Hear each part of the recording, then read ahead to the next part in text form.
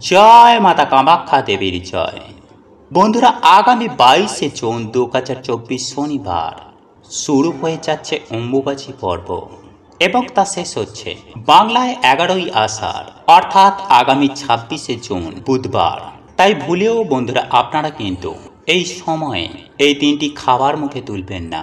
আর তার মধ্যে তো একটি খাবার আপনারা ভুল করেও মুখে তুলবেন না, কারণ শাস্ত্রমতে এই তিনটি খাবার এই সময়ে মুখে তুললেই জীবনে নানান রকমের সমস্যা, দুঃখ, দরিদ্রতা দেখা দিতে পারে। তাই বন্ধুরা, আজকের এই ভিডিওতে আমরা জানব যে কোন খাবার আপনারা এই সময়ে খাবেন না এবং এই অম্বুবাচী চলাকালীন অবশ্যই আমাদের সকলে কোন কোন খাবারটি খাওয়া উচিত। তাই বন্ধুরা, ভিডিওটি অবশ্যই পুরো দেখুন। তবে তার আগে বন্ধুরা, ভিডিওটিতে একটি লাইক করে কমেন্টে জয় মাতা কামাখ্যা দেবীর জয় লিখতে একদম ভুলবেন না।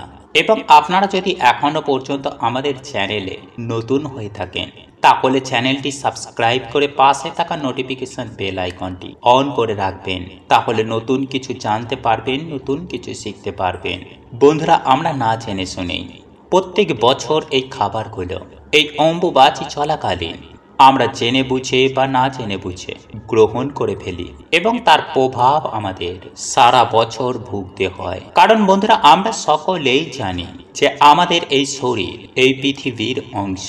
কারণ এই সময়ে যখন আমাদের ধরিত্রী মা রজস্বলা হন, তাই বন্ধুরা মোটেও আমাদের এই সময়ে এই খাবারগুলো মুখে তুলতে নেই, না হলে নানান রকম রোগ ব্যাধি আমাদের শরীরে ঘিরে ধরতে পারে।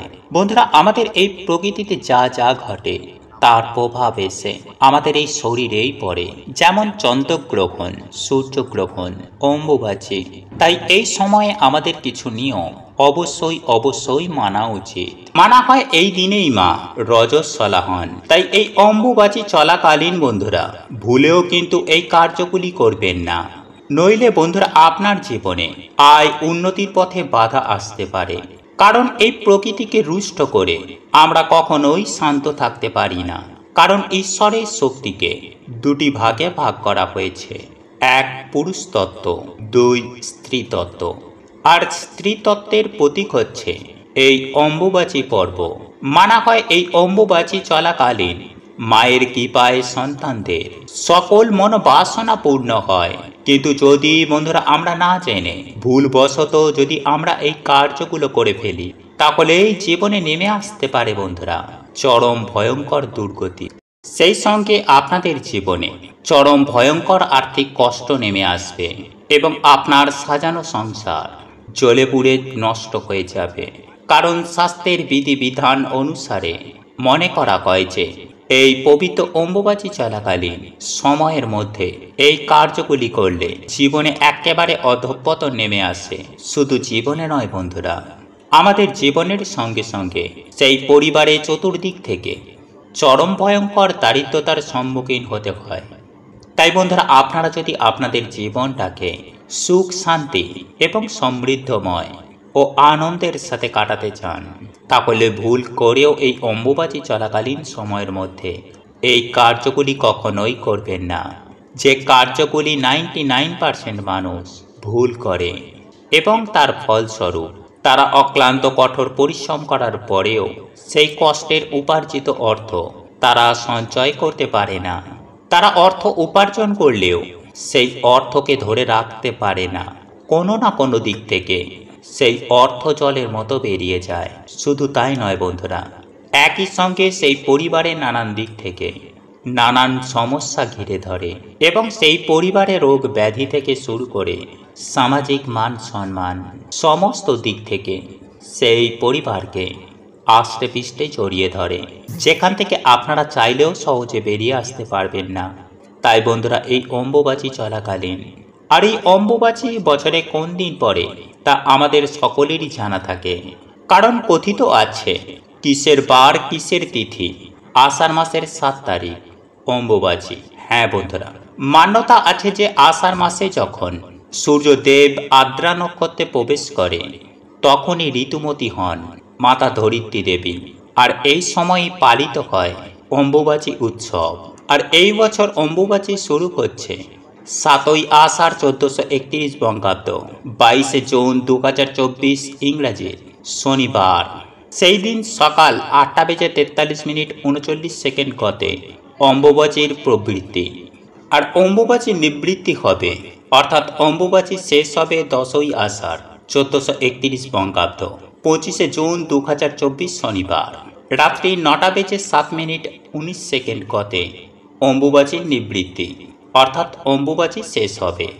বন্ধুরা, এই অম্বুবাচী তিথিতে প্রকৃতি জাগ্রত হয় এবং এই তিথি চলাকালীন মাতা কামাখ্যা দেবীর মন্দিরের দরজা যেহেতু বন্ধ থাকে, সেই কারণে মনে করা হয় যে এই সময়ে অশুভ শক্তির প্রভাব প্রচণ্ড পরিমাণে বেড়ে যায়। তবে এটাও ঠিক যে এই অম্বুবাচী তিথি চলাকালীন মনস্কামনা পূর্ণ হতেও বেশি সময় লাগে না। বন্ধুরা, এই অম্বুবাচী চলাকালীন সময়ে এমন বিশেষ কিছু কিছু কাজ রয়েছে যা করলে যেমন খুব ভালো ফল পাওয়া যায়, আবার ঠিক তেমনই কিছু কিছু কাজ রয়েছে যা একেবারেই করা উচিত নয়, যার ফলে জীবনে দুঃখ, কষ্ট, জ্বালা যন্ত্রণা, দারিদ্রতা, এমনকি রোগ ব্যাধিও আষ্টে পিষ্টে ঘিরে ধরে। এক কথায় বলতে গেলে জীবনে নরক সমান যন্ত্রণা নেমে আসে। যাই হোক বন্ধুরা, এইবার আমি সবার প্রথমে আপনাদেরকে জানিয়ে রাখি যে এই অম্বুবাচী ব্রত চলাকালীন সময়ে যে কোনো দিন 5 জন ব্রাহ্মণকে আপনার সাধ্য ও সামর্থ্য অনুযায়ী ফল দান করুন। এতে আপনি অত্যন্ত শুভ ফল পাবেন। হ্যাঁ বন্ধুরা, আপনি জীবনে প্রচুর পরিমাণে পূর্ণতা অর্জন করতে পারবেন। বন্ধুরা, এই অম্বুবাচী তিথি চলাকালীন যে কোনো একদিন নিজের গুরু বাড়ি যান এবং গুরুর দর্শন করুন। এর ফলেও আপনারা প্রচুর পরিমাণে আশীর্বাদ প্রাপ্ত করবেন। বন্ধুরা, যারা অম্বুবাচী ব্রত পালন করেন এমন 3 জনকে আপনার সাধ্য ও সামর্থ্য মতো ফল দান করুন। হ্যাঁ বন্ধুরা, আপনি এই অম্বুবাচী ব্রত পালন করুন বা না করুন, আপনি যদি এই ফল দান করতে পারেন তাহলে আপনি মাতা কামাখ্যা দেবীর আশীর্বাদ পাবেন। তবে একই সঙ্গে মাথায় রাখবেন যে আপনি এমন 3 জনকে দান করবেন তারা যেন অম্বুবাচী ব্রত পালন করছে। বন্ধুরা, এই অম্বুবাচী তিথিতেই কামরূপ কামাখ্যায় যদি যাওয়া যায় তাহলে সেখানকার গণেশ মন্দিরে গিয়ে ভগবান গণেশজির দর্শন এবং পুজো করুন। বন্ধুরা, এই অসমের গুয়াহাটি কামাখ্যা মন্দিরে যাওয়া সম্ভব না হলে তাহলে আপনার বাড়ির আশেপাশে যে গণেশ মন্দির রয়েছে আপনি সেখানে গিয়েও ভগবান গণেশজির দর্শন করুন। এতে আপনারা অত্যন্ত শুভ ফল পাবেন। বন্ধুরা, একই সঙ্গে এই অম্বুবাচী তিথি চলাকালীন বাড়ির উত্তর বা পূর্ব দিকে সাদা ফুলের গাছ লাগান, তবে অবশ্যই গাছটা টবে লাগাতে হবে। একই সঙ্গে একটি বিষয় মাথায় রাখতে হবে যে এই গাছটি বসানোর ক্ষেত্রে আপনাকে টব ব্যবহার করতে হবে এবং সেই টবের মধ্যে অম্বুবাচী শুরু হবার আগেই আপনারা মাটি দিয়ে ভর্তি করে রাখবেন, যাতে এই অম্বুবাচী চলাকালীন সময়ের মধ্যে যাতে আপনাদেরকে মাটিতে আঘাত না করতে হয়। কারণ এই অম্বুবাচী চলাকালীন সময়ের মধ্যে মাতা ধরিত্রী দেবীকে আঘাত করা মোটেও উচিত নয়। যাই হোক বন্ধুরা, একই সঙ্গে আমি আপনাদেরকে এটাও জানিয়ে রাখি যে এই অম্বুবাচী চলাকালীন সময়ের মধ্যে বেশি সম্ভব হলে আপনারা আপনাদের ইষ্ট মন্ত্র জপ করুন। এতে আপনারা অত্যন্ত শুভ ফল পাবেন। একই সঙ্গে বন্ধুরা, আপনারা এই অম্বুবাচী তিথি চলাকালীন প্রত্যেকটা দিন আম এবং দুধ সেবন করুন। এতে আপনারা অত্যন্ত ভালো ফল পাবেন। হ্যাঁ বন্ধুরা, আপনারা এই অম্বুবাচী ব্রত পালন করুন বা না করুন, অন্তত পক্ষে প্রত্যেকটা দিন আম এবং দুধ অবশ্যই খান। তাহলে মাতা কামাখ্যা দেবীর আশীর্বাদ ও কৃপায় আপনারা সারা বছর সুস্থ ও নিরোগ থাকবেন। তাই বন্ধুরা, আপনারা যদি সুস্থ ও নিরোগ হয়ে দীর্ঘদিন আনন্দের সহিত জীবন যাপন করতে চান তাহলে এই অম্বুবাচী চলাকালীন আম ও দুধ অতি অবশ্যই সেবন করুন।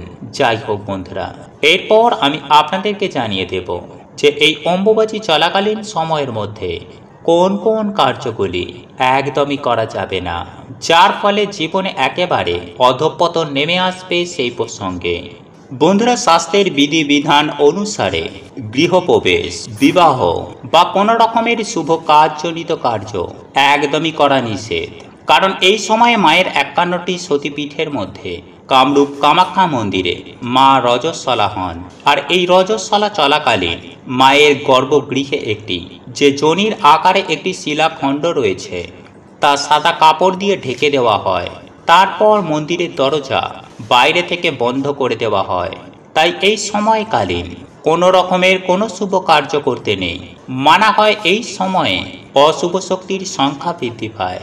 নাম্বার 2, যে খাবারগুলি খেতে আপনাদেরকে বারণ করব তা আপনারা অবশ্যই এই সময়ে বর্জন করে চলুন। আমি সবার প্রথমে যে খাবারটির কথা বলবো তা হলো বন্ধুরা, এই অম্বুবাচীর কদিন গরম রান্না করা খাবার সাথে সাথেই খাবেন না। বিশেষ করে যারা ব্রত রাখছেন তারা এই সময়ে গরম চা, গরম খাবার ভুলেও মুখে তুলবেন না। কারণ প্রকৃতির দ্বারা নির্মিত এই শরীরে সেই সময় গরম খাবার দিতে নেই। তাই আপনারা খাবারটি ঠান্ডা করে তারপরে মুখে দিন। নাম্বার 2, বন্ধুরা, এরপর দ্বিতীয় যে খাবারটির কথা বলবো তা হলো এই অম্বুবাচী চলাকালীন অবশ্যই আম এবং দুধ গ্রহণ করবেন। এবং এই অম্বুবাচী তিথির পর দেবী আদিশক্তির বিভিন্ন রূপের আপনারা আম এবং দুধ দিয়ে অবশ্যই আরাধনা করুন। তারপর সেই প্রসাদ আপনারা সকলে মিলে গ্রহণ করুন।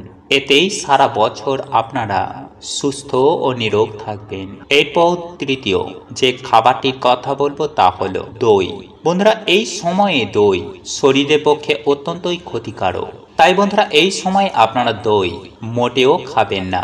কারণ দইয়ের ওপর শুক্র গ্রহের প্রভাব সর্বাধিক পড়ে, যার ফলে জীবনে উন্নতির পথে আমাদের বাধার সৃষ্টি হয়। এরপর চতুর্থ যে খাবারটির কথা বলবো তা হলো পান। বন্ধুরা, এই অম্বুবাচী চলাকালীন আপনারা যদি দেবী মায়ের কৃপা প্রাপ্ত করতে চান তাহলে অবশ্যই কোনো নেশা জাতীয় খাবার এই সময় গ্রহণ করবেন না, বিশেষ করে পান। বন্ধুরা, আপনারা ব্রত রাখুন বা নাই রাখুন, এই সময়ে কিন্তু আপনারা পান একদমই মুখে তুলবেন না। এরপর পঞ্চম যে খাবারটির কথা বলবো তা হলো যে কোনো ধরনের শাক। হ্যাঁ বন্ধুরা, এই অম্বুবাচী চলাকালীন অর্থাৎ এই 3 দিন আপনারা কোনো রকমের শাক ভুলেও কিন্তু মুখে তুলবেন না। এছাড়াও আপনারা এই সময়ে অযথা মাটি খুঁড়বেন না বা বৃক্ষরোপণ করবেন না, কারণ এই সময়ে ধরিত্রী মাতা রজস্বলা হন। নাম্বার 3, যাদের বাড়িতে মা আদিশক্তির বিভিন্ন রূপের পুজো অর্চনা হয় তারা অবশ্যই মূর্তি বা ঘট লাল কাপড় দিয়ে ঢেকে রেখে দেবেন। নাম্বার 4, এই সময়ে ভুলেও আপনারা দেবী মায়ের মূর্তি স্পর্শ করবেন না, মাকে দূর থেকেই আপনারা প্রণাম করতে পারেন। নাম্বার 5, এই সময়ে আপনারা বিশেষ পুজো অর্চনা কিন্তু রাখবেন না। এই সময় আমাদের যে নিত্য পুজো অর্চনা হয়, নিত্য যে কাজকর্ম হয় তা আপনারা করতে পারেন, কিন্তু এক্সট্রা কোনো রকমের বন্ধুরা এই সময়ে কোনো কিছু করবেন না। নাম্বার 6, এই সময়ে কোনো রকমের মন্ত্রপাঠ আপনারা করবেন না, শুধু ধূপ ধুনো দেখিয়ে আপনারা মায়ের পুজো করবেন। নাম্বার 7, এই সময় আপনারা কোনো রকমের কোনো শুভ জিনিস যেমন বাড়ি গাড়ি বন্ধুরা আপনারা ক্রয় করবেন না। নাম্বার 8, সব থেকে গুরুত্বপূর্ণ হলো বন্ধুরা যে এই অম্বুবাচী চলাকালীন আপনারা কোনো স্ত্রীকে কোনো খারাপ দৃষ্টিতে বা অপমান করবেন না, কারণ এই অম্বুবাচী পর্বই বন্ধুরা স্ত্রীদের উৎসর্গ করা হয়। তাই এই সময় আমাদের মা, বোন, স্ত্রী, কন্যা সকল নারীর সাথে ভালো ব্যবহার করা উচিত। নাম্বার 9, বন্ধুরা, এই অম্বুবাচী চলাকালীন অনেক তন্ত্রমন্ত্র প্রক্রিয়া হয়। তাই এই সময় কেউ কিছু দিলে বন্ধুরা আপনারা এই সময় খাবেন না। মানে অচেনা কোনো ব্যক্তি বা পাড়া প্রতিবেশী কেউ এসে আপনাকে কিছু দিয়ে গেল আর তা আপনি ভুলেও কিন্তু পট করে সেটি খেয়ে নেবেন না।